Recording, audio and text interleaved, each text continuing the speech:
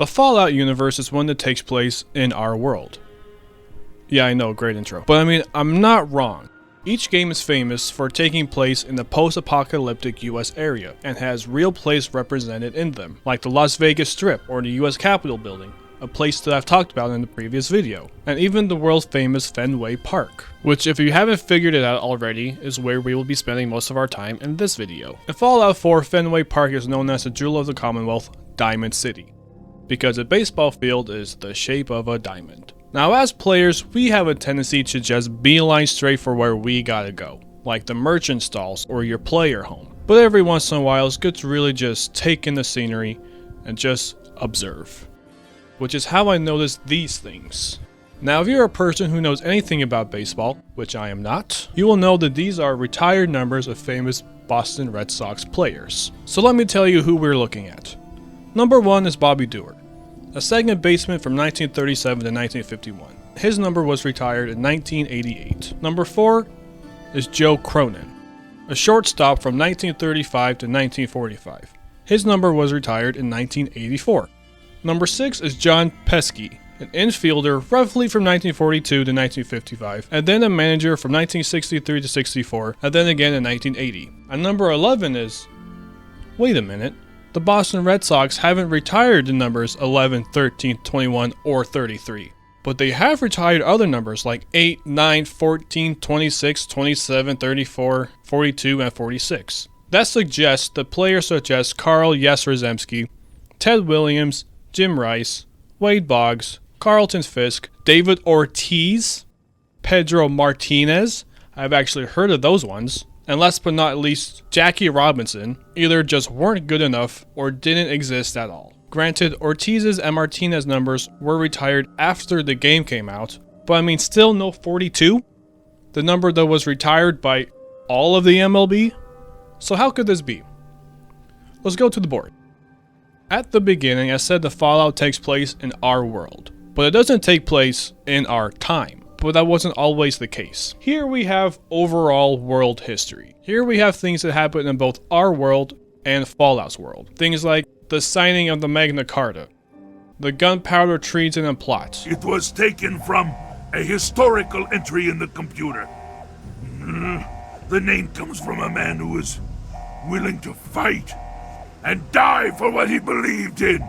Another thing that I've made a video about. The Salem witch trials, the Boston Massacre, the signing of the Declaration of Independence, World War I and World War II. But somewhere around here, somewhere after World War II, there was a divergence where our timeline and Fallout timeline became their own entities. It's never officially been said when that happened, but it's somewhere between 1945 and 1961. The divergence affected just about everything, but there was still some overlap like the Vietnam War and the adoption of the National Bird Inspection Standards.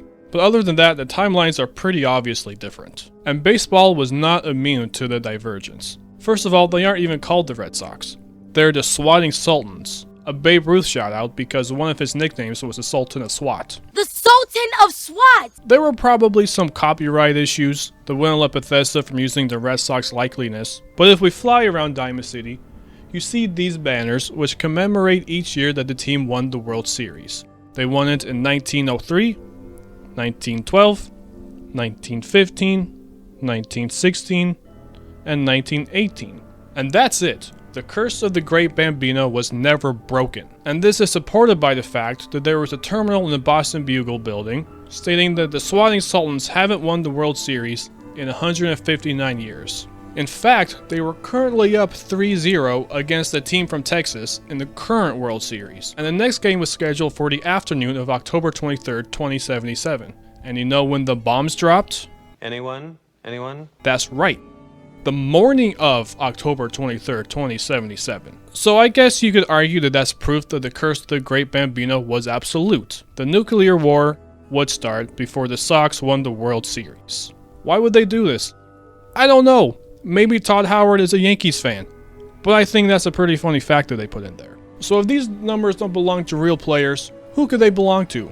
What do they mean? I want some friggin' answers! Well, like I said, this is an alternative timeline. So maybe the real players with retired numbers just wore different numbers. However, Bethesda did create some of their own players for their Fallout timeline.